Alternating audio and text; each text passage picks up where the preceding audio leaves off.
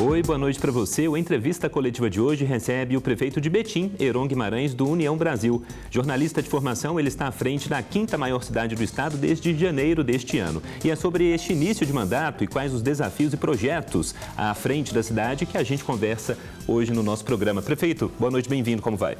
Boa noite a todos aqui da bancada, Murilo, Orion, estamos todos aqui prontos para a entrevista. Que bom, então. E também aqui com a gente o nosso diretor de jornalismo, Murilo Rocha, e também o nosso comentarista de política, Orion Teixeira. Pessoal, boa noite para todo mundo. Prefeito, quase 5 meses, não é, desse primeiro ano de mandato. O que tem sido mais difícil? Gerir uma cidade com as complexidades como a de Betim ou gerenciar uma redação por tantos e tantos anos? Com as dores e delícias de uma redação. São desafios e os estresses diferentes. Mas a gente pega uma prefeitura organizada do ponto de vista orçamentário, do ponto de vista financeiro, mas com os desafios burocráticos e os desafios tecnológicos também. Eu apontaria nesse início de mandato um grande desafio na área de saúde, como natural das grandes cidades ou das médias cidades do Brasil, e o principal deles, talvez, o enfrentamento da burocracia. O senhor, enquanto jornalista, até pelo tempo, né, à frente da redação do jornal O Tempo, né, lidava muito com política, obviamente, mas do lado de lá, né? Agora o senhor está do outro lado do balcão na política. Alguma coisa, estando nessa cadeira de prefeito hoje, o surpreendeu que o senhor falou, meu Deus, não imaginava que era dessa maneira? Julgar pedra é mais fácil do que se defender, né? Ser vidraça, você tem que tomar muito cuidado, mas respeitar, né, todos os desafios, né? São profissões diferentes. À frente de uma empresa jornalística, a gente sabe qual que é o papel, qual que é a relevância do jornalismo e os seus desafios no dia de hoje, sobretudo com relação a essas novas mídias, com relação às redes sociais.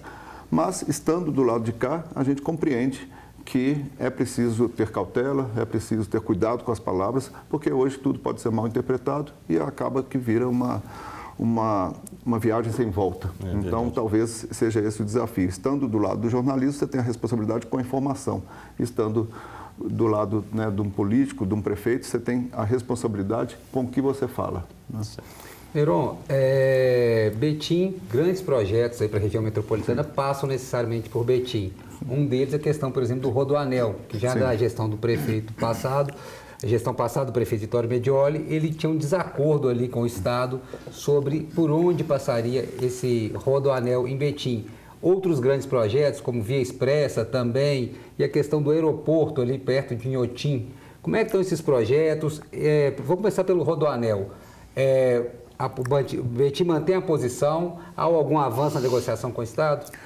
Murilo, Betim se mantém, né, com o seu projeto, que também é compartilhado com a prefeita Marília de Contagem, e a gente entende que o traçado proposto pelo Estado é um traçado ruim para as duas cidades e também para a mobilidade da região metropolitana. Primeiro, porque ele congestiona ainda mais uma área que já está sobrecarregada. Você tem ali a 262, você tem a 381, você tem a própria cidade industrial que é já conflituosa do ponto de vista da ocupação urbana e do tráfego e do trânsito. Nós temos um anel rodoviário colapsado. E o nosso trajeto, nossa proposta, ela talvez seja o único projeto viável para poder resolver a questão metropolitana dos acessos à capital. Nós temos aí uma perspectiva de, caso o nosso traçado, ele vai acontecer, porque nós temos a prerrogativa de transformar o nosso traçado numa via municipal. Ele tira o trânsito, por exemplo, que sai do vetor norte e joga lá na 262, joga na 381, e também quem chega de São Paulo, quem chega do Triângulo Mineiro, jogando aqui no eixo sul, saindo ali para Brumadinho. Então, nós temos condições hoje de fazer essa parte que cabe a Betim. São 28 quilômetros dentro do território de Betim.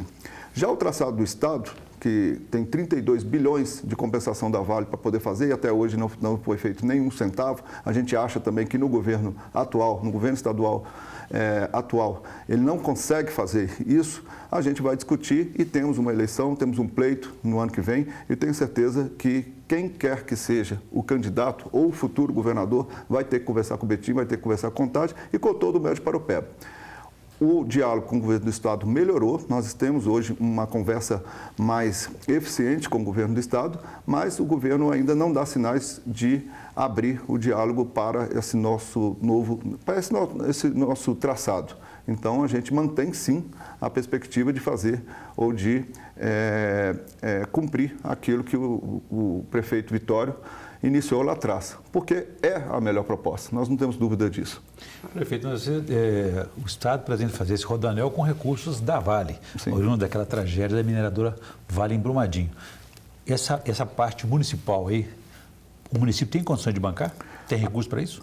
A gente gostaria muito que o Estado compreendesse que esse traçado é a melhor opção para a região metropolitana.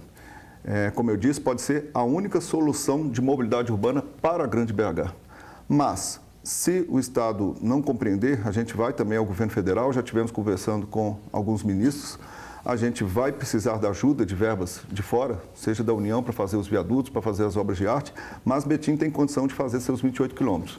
A gente está em conversa com a prefeita Marília de Contagem para que ela possa fazer outros 9 quilômetros. Fazendo isso, a gente já interliga o eixo norte até a 381, o que já é um facilitador, não só para Betim e para Contagem, mas para todo o Médio Paropeba. Estou falando de Garapé, de São Joaquim de Bicas, de Brumadinho, de Sarzedo, já facilita bastante. Milhões ou bilhões?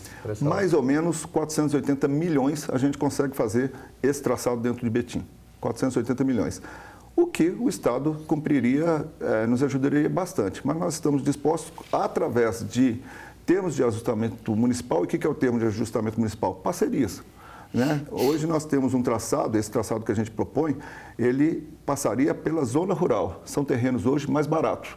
O traçado do Estado passa numa área conturbada, com muitas residências, com indústrias. Por exemplo, se o traçado do governo do Estado predominar, você tem que desapropriar uma Texid, uma Brembo do Brasil, uma Amazon. A mancha de desapropriação do Estado envolve tudo isso. E isso corresponde a, sei lá, quantos milhões ou bilhões de desapropriação que não consta na licitação que foi feita para fazer o traçado. O que falta para o Estado compreender essa facilidade? Eu acho que é enxergar o nosso projeto como uma solução viável. Basta sentar à mesa para entender. Você vê lá a mancha de desapropriação que o Estado vai ter que fazer, ele não vai conseguir. Quem é de Betim, quem é de Contagem, sabe quantos anos levaram para que a 381 fosse concluída por causa de um viaduto, que é ali na região do Alterosa. Você imagina ter que desapropriar uma Brembo, desapropriar uma Amazon, desapropriar uma Texid, todas subsidiárias da Fiat. Como que você tira uma empresa e muda ela de lugar? Além disso, como que você tira cerca de 80 mil pessoas das suas casas? Essa é a mancha do Estado. E que o Estado insiste em dizer que já está pronto somente o trajeto, a rodovia. A rodovia é o mais fácil. Como que vai desapropriar? E o lucro cessante dos comerciantes, como fica? Prefeito, eu percebo essa crítica do senhor com relação ao governo estadual. Eu queria me ater a essa questão metropolitana.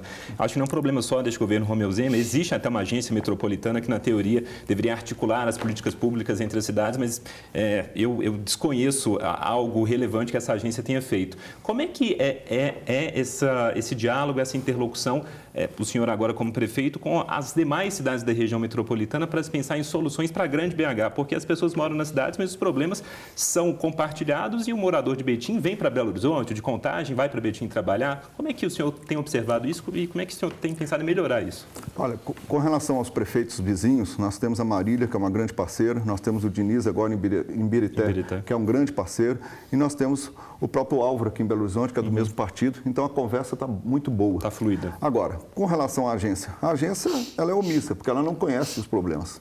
E isso não é demérito de quem está lá hoje, que é até nova no cargo, mas que não tem aí um papel relevante porque não é respeitado.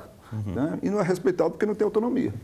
E tem autonomia de quê? Não tem dinheiro, não tem influência política. Vai fazer o quê? O governo do Estado deveria ser o grande articulador dessa região metropolitana, mas também não é. Então, fica aí os prefeitos batendo cabeça e tentando resolver com o que pode resolver. Nós temos discussões aí de transporte público, que é intermunicipal. O governo do Estado até concedeu alguns ônibus para as cidades, mas também através de ajustamento de conduta com o Ministério Público. Mas iniciativas próprias mesmo, nós estamos à mercê da sorte aqui na região metropolitana. Essa agência, o senhor acha que é inútil, então? Vamos colocar assim, hoje. Inútil é muito forte, mas ineficiente. Ineficiente. Agora, tem uma entidade paralela, desculpa, uma entidade paralela aí que é a Granbel. A Granbel. A Granbel, nós temos a Granbel, nós temos a MM, hoje com o João na Granbel, prefeito de Nova Lima, e o Falcão, prefeito da MM, são cabeças novas. Eu acho que pode gerar frutos, mas também que tem seu poder muito limitado. A Granbel, representando cidades menores da Grande Belo Horizonte, não tem uma representatividade tão eficiente. Através da articulação do João, pode ser que isso melhore bastante. E Betim, que não é filiada à MM, pensa em até filiar pela capacidade de articulação do João. E já a MM com o Falcão, que representa mais as cidades também do interior, vamos dizer assim, porque tem uma representatividade maior, é eleito com o apoio das cidades do interior, mas as cidades da região metropolitana, sobretudo aquelas limítrofes a Belo Horizonte, elas não têm essa influência toda nessas associações. Deveria ter mais e as associações deveriam pensar mais os problemas que Minas Gerais possui. Óbvio que tem outras pautas no Estado para serem discutidas, tem a questão do agronegócio, tem a questão da mineração, que são pautas importantes. Mas a questão da mobilidade aqui na região metropolitana é uma questão que há muito tempo não se discute e a gente também não vê, assim, algo importante sendo discutido, a não ser esse projeto que Betim Contagem encampa. Agora, prefeito, ainda falando de uma outra obra que já está há muito tempo em andamento, que é a questão do aeroporto, que beneficiaria ali toda essa região próxima a Betim e também Brumadinho. Sim. Esse é um projeto privado, é um projeto da Prefeitura de Betim, que pé que tal, o que falta para concluir? Murilo, nós temos a perspectiva da construção, chama Aeródromo Iotim, mas é um aeroporto que vai ter aí mais de 3 quilômetros de pista, de grande porte. Futuramente vai ser um hub de aeronáutica com a Aerocity, onde vamos receber em Betim grandes empresas voltadas para a aeronaval, né, para a atividade aeronaval. Temos a perspectiva de ter grandes indústrias de tecnologia voltadas para esse setor. As companhias aéreas também já pensam em investir lá e já temos contatos com essas companhias. Trata-se de um investimento privado com parceria pública. Todo o pouso, toda a decolagem e todo o combustível que será usado nesse aeroporto terão royalties para o nosso Instituto de Previdência. Então, por isso, é a participação pública. Mas é uma iniciativa que é conduzida pela iniciativa privada e vai representar um terceiro ciclo de crescimento para Betim. Em 1968, chegava em Betim a REGAP, a Refinaria Gabriel Passos, a Petrobras. Entre 74 e 76, chegava a Stellantis, a antiga Fiat, e transformava a realidade da cidade e de Minas Gerais. Hoje, de uma forma até mais organizada, com política pública, com política habitacional, com ordenamento urbano, a gente prevê, dentro de 2, 3 anos, a chegada desse aeroporto, que, ao nosso ver, é o terceiro ciclo de crescimento para Betim e que vai impactar, juntamente com essa malha rodoviária, que é a via municipal, que é a continuidade da via expressa, saindo ali depois da Arena do Atlético e chegando até o Iotim, que é um novo ciclo de crescimento, não só para Betim, mas para toda a região. Seria para avião de médio porte? Grande porte, né? É uma pista capaz de receber aviões de grande porte. Num primeiro momento, aviões de carga, depois voos charters, depois voos executivos e, posteriormente, depois de 2, 3, 4 anos de funcionamento desse aeroporto com carga e com charter e executivo, quem sabe aí as pontes aéreas São Paulo, Rio, Brasília. Prefeito, pensando nesse futuro aí de Betim, a cidade sempre foi conhecida por ser muito a cidade da Fiat, como o senhor comentou, né? Está lá há muito tempo também, hoje tem a Amazon. Quando o senhor pensa nas empresas que pensam em investir na cidade ou a vocação da cidade, qual que é essa Betim que está se projetando aí para os próximos anos? Nós estamos atentos à questão da economia verde, a situação da logística, que é uma grande promessa de Betim.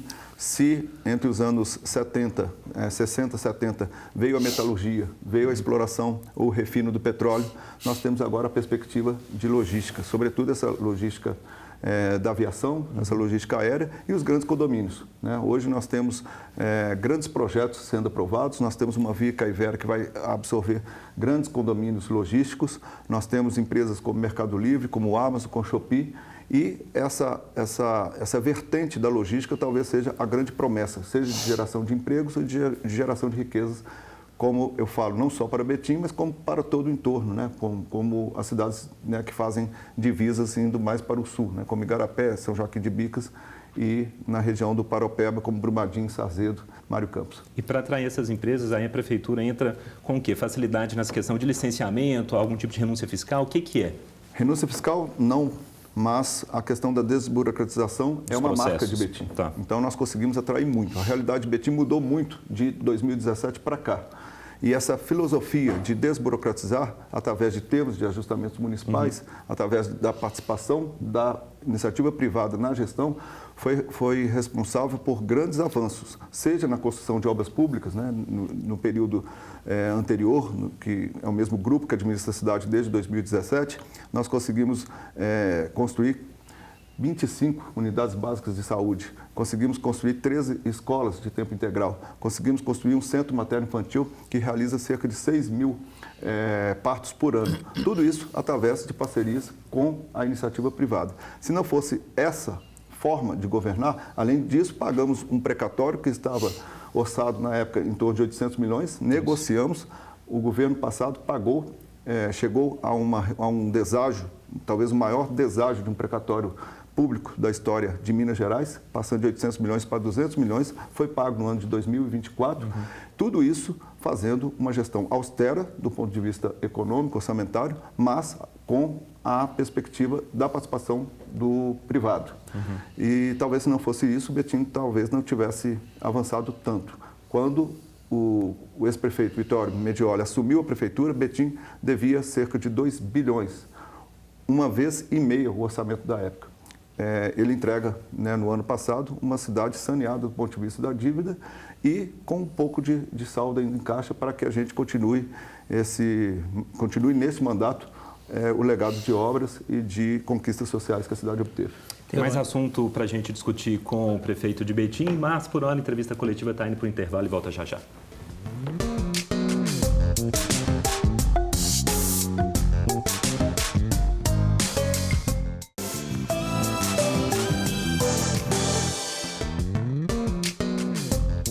De volta com a entrevista coletiva que hoje recebe o prefeito de Betim, Heron Guimarães, do União Brasil. Prefeito, queria falar um pouquinho mais de política agora. Recentemente, a cidade se viu em meio a uma polêmica relacionada ao material, distribuição de material sobre a cultura afro e indígena. Um material que foi, imagino, comissionado pela Prefeitura de Betim. Houve um certo incômodo por parte de vereadores ligados aí a uma direita, que parece que foram à Prefeitura, ao gabinete do senhor, pedir a suspensão da entrega desse material, no que o senhor anuiu. Eu queria entender o porquê dessa polêmica, porque o ensino dessas matérias está na base nacional curricular, né? Sim, vamos explicar. Então, logo assumimos a prefeitura, é uma promessa de campanha, trazer, de fato, o cumprimento de 2 leis federais, na verdade, que trabalham com a história, com o legado, com a cultura, com a linguagem de povos originários e de povos africanos. Isso era um compromisso nosso, feito em campanha, e nós assumimos. Talvez nós fizemos o projeto mais completo de africanidade que tenha hoje no exercício do Brasil. Começa no pré-1, né, com meninos, né, bem novos, novinhos, e vai até o 9º ano. Compramos o material, mas não é só material didático, né? É um curso inteiro de como a gente vai trabalhar a questão da africanidade e dos povos originários da cidade. O que Alguns vereadores entenderam que a gente daria alguma conotação religiosa nas salas de aula. Nosso objetivo não é esse, apesar de quase ser impossível não falar de religiosidade quando se fala de africanidade, quando se fala de povos originários. E eles me procuraram na terça-feira passada. Nós fizemos uma parceria com o professor Natanael, que é um especialista em africanidades da Unicamp, já implantou esse projeto em algumas outras cidades do Brasil, e a gente trouxe ele para poder ser o coordenador pedagógico desse projeto. Os vereadores, por causa de alguns termos, né, africanos, por alguns termos ligados à religião, como orixás, como rituais, entenderam que aquilo ali poderia ter alguma influência na formação religiosa dos alunos.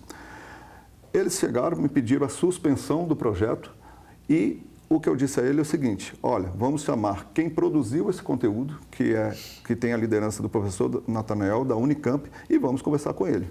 Não foi uma suspensão, mas um adiamento que hoje, domingo, então na quinta-feira passada, nós voltamos a conversar com o professor Natanael e nós vamos em bom termo, com muita transparência, seja do ponto de vista do conteúdo, seja do ponto de vista do investimento, porque também ocorreram questionamentos quanto ao valor empregado nesse tipo de política pública. Nós vamos, com muita transparência, implantar, sim, essa política, porque trata-se de um compromisso de campanha que nós vamos arcar. E envolvendo, sim, qual que é a metodologia que a gente usou? Nós temos 4 aulas de português ao longo da semana. Uma dessas aulas será destinada à formação linguística nossa, do português nosso, com os dialetos e com os idiomas que colaboraram com o português, com os africanos ou indígenas ou povos originários como ciganos também. Nós temos 3 aulas por semana de história. Uma dessas 3 aulas de história será para a história que constituiu, né? Nós tivemos um povo escravizado e esse povo escravizado, seja ele indígena, seja ele africano, contribuiu muito com a nossa formação histórica. Então, é isso que nós estamos transformando. E criamos um grande material pedagógico, não só o material impresso como livros ou só o material digital para consultas online, mas oficinas, trabalhos, criação, trabalhar a criatividade, trabalhar a autoestima dos meninos. Betim hoje tem 46% da população formada por pretos. E isso tudo nos leva a ter muita tranquilidade com relação ao que nós estamos propondo. Pois é, não parece, só para continuar nesse assunto, muita ignorância. A gente falava aqui antes, né? O senhor comentou sobre a questão das redes sociais também, e até o tom do vídeo usado por esses vereadores também, porque como você vai falar de africanidade, religiões de matrizes africanas, sem citar a palavra orixá, por exemplo, né? Como se isso fosse mudar alguma coisa na vida, na cabeça dessas crianças, adolescentes, que são em formação. Então, assim, não parecia muito barulho por nada, ou pelo fato de a gente estar nesse contexto de redes sociais, né? Muita coisa para lacração aí para o pessoal de rede? Sim, nós temos aí alguns interesses, né, que visam até 2026, né? Tem Sim. aí gente com pretensão em ser candidato a deputado e essa situação toda, mas também há de entender, né, que quando se fala de religião, as coisas tomam outros caminhos. E a gente também não pode esticar a corda. Para você ter conquistas, você tem que saber lidar com esse tipo de polêmica. Acho que, em nome da africanidade, em nome da cultura, em nome da riqueza e da justiça social ao longo desses anos, a gente tem que flexibilizar, porque se você estica demais, a corda arrebenta. Então, nós fizemos justamente isso, respeitando também as opiniões, sobretudo do povo evangélico, que é um povo também, em grande maioria, no nosso município. Trazendo tranquilidade para esse pessoal. Nós não vamos ali fazer pregação religiosa, seja ela de qual matriz for. Né? Heron, seu partido, União Brasil, está forte na região metropolitana, aqui em Belo Horizonte também, mas está federalizado agora com o PP. Sim. Isso significa o quê? Que influência que tem nesses rumos? Vai mais para a direita esse partido seu? Eu estou filiado à União Brasil e vejo a União Brasil pegando um rumo de centro, né? Até com pautas importantes como essa de africanidades, importantes pautas sociais. Nós estamos vendo até o prefeito de Belo Horizonte também partindo para pautas sociais, o que poderia ser caracterizado como pautas de esquerda. Então, eu sempre digo que a questão de partido hoje no Brasil ficou essa coisa, o que é esquerda e o que é direita. E eu garanto que nós temos aqui compromisso, no meu caso, um compromisso muito particular com o município. Eu fui eleito dentro de uma coligação que tinha 18 partidos, um espectro político muito grande, do PDT, do PSB, até do apoio indireto do PCdoB e chegando até o PL, né, que tem aí uma posição conservadora maior. Então, eu fui eleito pela União Brasil, acho que o partido ele ganhou muito vigor. Nós estamos vendo aí o movimento nacional da União, com a presidência do Senado, com liderança, 5 governadores, com a capital de Belo Horizonte, né, agora através, né, do Álvaro, e nós estamos nos fortalecendo. Aqui em Minas Gerais tem Betim, tem Montes Claros, tem Belo Horizonte, tem outras cidades importantes que vai sim se transformar numa força que deverá ser consultada para o próximo pleito. Então eu vejo a União Brasil como uma força de centro e uma força que tem esse caráter social também agregado na sua plataforma e não está mais para uma política de centro do que uma política de direita radical. Agora, Heron, você falou aí do próximo pleito 2026, né, uma disputa para o governo do Estado. Falamos de União Brasil. Rodrigo Pacheco está de mudança do PSD para a União Brasil, queria uma avaliação do jornalista, mas também do político, das informações. É um caminho natural dele, já está sendo cogitado o Jarbas, Jarbas Soares Júnior, ex-procurador-geral do Estado, indo para o PSD, que hoje é onde Rodrigo Pacheco está, e o Rodrigo Pacheco poderia migrar, um dos partidos que ele poderia migrar seria a União Brasil. Há essa conversa, na sua visão, seria um caminho interessante para ele? Queria que você comentasse um pouco isso. Como jornalista, eu diria que é um mistério. O Rodrigo nunca fala, é uma esfinge. Como político do União Brasil, seria um grande nome para uma futura disputa. Vejo o Rodrigo com condições de fazer essa disputa, com um cara que é muito mediador, que é um cara tranquilo e que poderia conseguir aí agregar muitas pessoas em torno de si e transformar essa perspectiva de união, ter aí um candidato do Estado em realidade. Como filiado à União Brasil, seria um grande nome com chances reais, né, de conquistar, né, a cadeira aí do governo. Como jornalista, é a esfinge, né? Vocês aqui têm o papel de tirar isso dele. Difícil. E governo Lula, prefeito, o que lhe parece este terceiro ano deste terceiro mandato? Olha, eu vejo o governo Lula, terceiro governo Lula, pior do que o primeiro e do que o segundo. Vejo muitas dificuldades de articulação. Acho, né, posso falar de Betim, tem poucos investimentos federais na cidade de Betim. Mas não tenho também o que criticar ferrenhamente, né, mesmo sendo um partido que tem participação no Ministério, mas que se alinha mais à oposição do Lula do que a própria base, situação. Mas vejo que é um governo pior do que foi os 2 primeiros mandatos do Lula. Heron, eu queria falar um pouco, você falou de redes sociais, né? E você, depois que, já durante a campanha, obviamente, por uma necessidade também, criou uma persona ali, o que é normal, nas redes sociais, e parece que você gostou, eu te acompanho, eu te sigo nas redes sociais, você tem postado muito, eu vejo que pelo menos no começo do seu mandato você respondia as pessoas ali, o pessoal, e o uniforme da escola, sei lá, e respondia, eu não sei o que, posto de saúde, você respondia. É uma ferramenta hoje indispensável para um gestor? Essa é o melhor canal para chegar nas pessoas? Como é que você trabalha essa questão das redes sociais? Murilo, você me conhece há muitos anos. Eu era totalmente apático em relação às redes sociais. Quando eu comecei a campanha, com 1% das intenções de voto, eu tinha menos de 1.000 seguidores. Hoje, eu nem sei mais quanto tem aí, mas é indispensável. Quem vai lidar com política hoje não pode abrir mão de redes sociais. É uma importante ferramenta. Eu digo que a principal ouvidoria que nós temos, e nós criamos a Secretaria de Compliance na Prefeitura, que reúne ouvidoria, controladoria, auditoria, é uma importante ferramenta que nós temos, mas a verdadeira ouvidoria que eu tenho hoje na Prefeitura chama a minha rede social, que é brilhantemente executada aí pela nossa Larissa, que é ela que me deu esse gatilho, né, com todas as limitações que eu tinha no início. Ainda tenho muitas, né? Mas eu vejo como uma ferramenta que nenhum político pode abrir mão dela hoje. Mas aquilo te atinge quando você vê uma crítica ali mais forte? Até o seu jeito de ser, seu desempenho, já te atingiu mais? Te atinge aquilo? Já me atingiu mais. Hoje eu vejo que existe o Heron político, o Heron pai de família, o Heron amigo. Você tem que separar as coisas, porque senão você não vive. Você fica o tempo todo lá pesquisando os seus comentários, suas críticas, e aí você não vive. Com relação às respostas, nós começamos num ritmo frenético. Era a quantidade de perguntas, a quantidade de indagamentos era tal que a gente dava para responder. Hoje não dá mais. Nós estamos com um impacto aí que beira 6 milhões de impactos, né? Então, isso não tem jeito mais de responder todo mundo. Mas quando dá, a gente responde. Quando a coisa é mais polêmica, a gente responde. Domingo passado mesmo, nós tivemos que responder a questão da africanidade e a gente nunca vai fugir do debate, não. Só para registrar, quase 80 mil seguidores que o prefeito já tem nas redes sociais. Para quem começou com 800, tem um ano só, né? E você acha que as próximas eleições serão muito influenciadas pelo mundo virtual ainda do que o mundo real?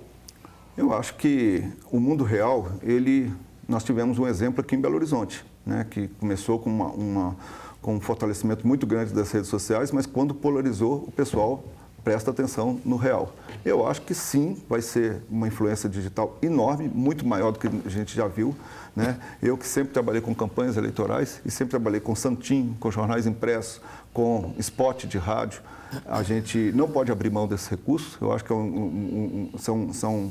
São ainda estratégias que têm seu espaço na próxima campanha, mas com um valor bem menor, né, em detrimento da questão digital, das questões das redes. Mas, eventualmente, no segundo turno, o mundo real faz diferença e dá a vitória quem é de verdade. Essa coisa de só virtual também não vai muito longe, não. Agora, eu não queria falar de um outro problema de Betim, que eu acho que é não é competência, né, não é uma primazia da prefeitura, mas é também que é a questão da segurança pública. Sim. E Betim sempre teve um problema muito grande, é um município muito espalhado. Sim. E na periferia a questão do tráfico de drogas, alto índice de homicídios. Como é que está essa questão hoje em Betim? Como que a prefeitura trabalha junto, né? Depende, logicamente, de polícia militar, não tem jeito, polícia civil, mas como é que a prefeitura trabalha para tentar melhorar esses índices e se a situação está melhor do que no passado? Murilo, a gente faz um acompanhamento, seja com a Guarda Municipal, seja com a Polícia Militar, com a Polícia Civil, com a Polícia Rodoviária. Nós temos lá um centro de monitoramento eletrônico que reúne todas as forças policiais. Nós podemos dizer que, em comparação a anos anteriores, sobretudo o final dos anos 90 e início dos anos 2000, quando a gente tinha lá a entrada das grandes facções criminosas na cidade, a gente vive um momento especial. Dos 12 crimes que a gente monitora, nós tivemos queda em 10. No roubo, no assalto, no sequestro, nós tivemos queda. Tivemos um crescimento do número de homicídios em relação do ano de 24 para 25. Nós tivemos 46 homicídios até hoje, né, até o mês de maio, contra 36 do ano passado. Mas se você pegar o ano de 2016, nós tivemos, ao longo do ano, 232 homicídios. Nós devemos chegar esse ano, se continuar com esses mesmos índices, ou se repetir o índice de 2024, na casa de 80 homicídios. É uma redução para 1/3 do que era no ano de 2016. Isso tem motivo.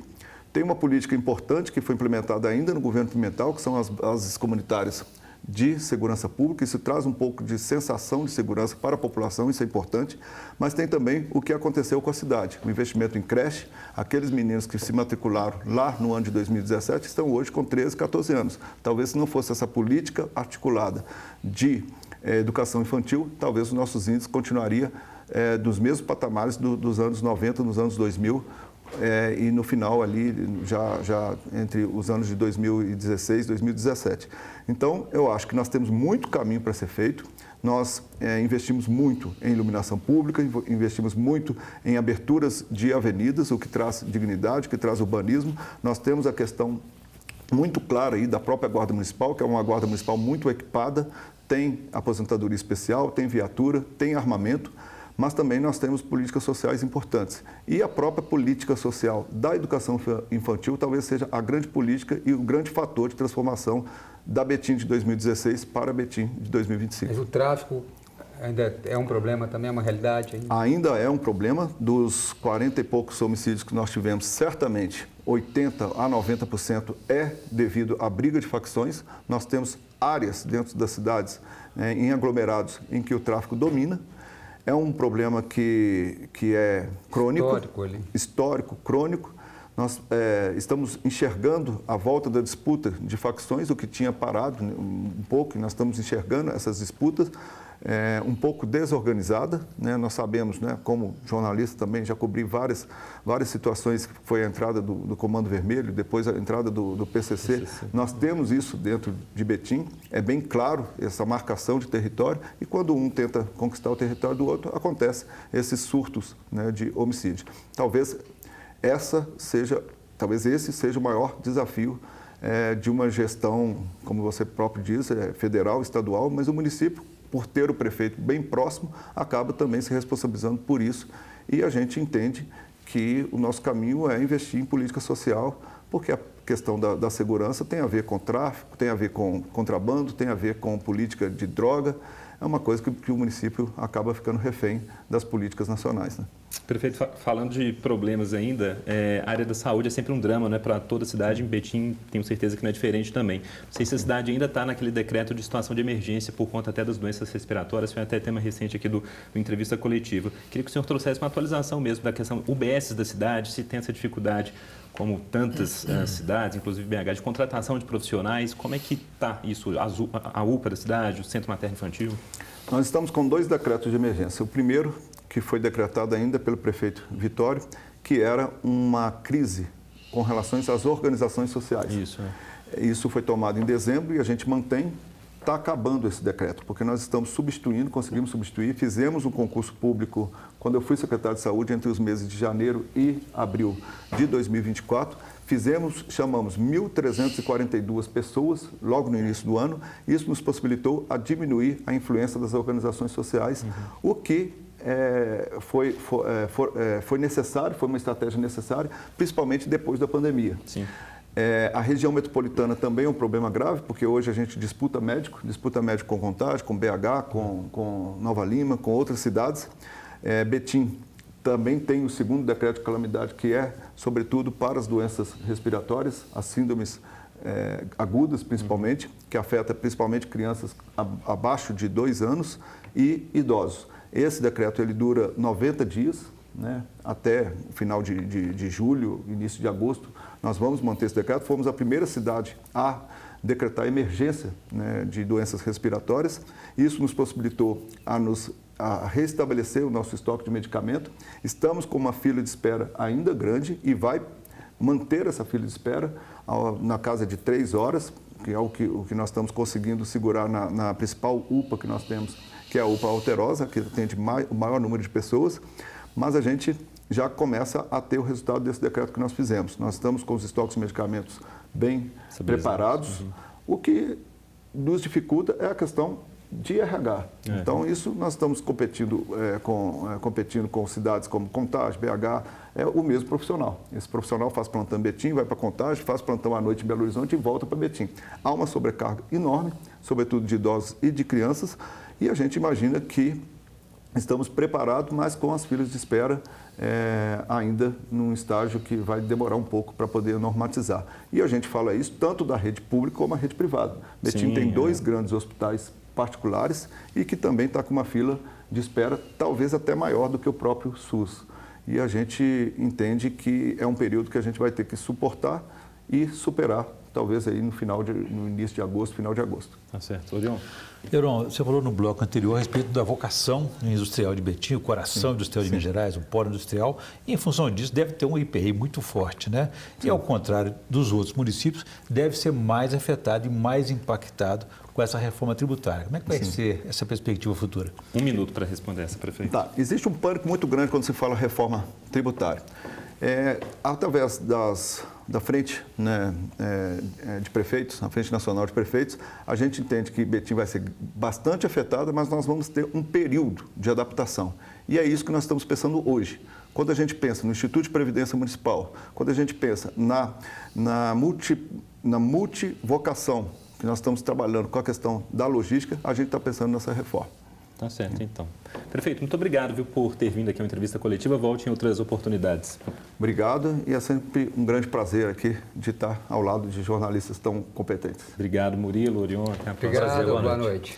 Entrevista coletiva está terminando por aqui. Obrigado, obviamente, a você que está aí em casa. Você pode rever este e outros programas do nosso Jornalismo Esporte, incluindo conteúdo da Rádio Band News FM, lá na nossa página no YouTube, canal Band Minas. Desejo a você uma excelente noite e um bom fim de semana. Até!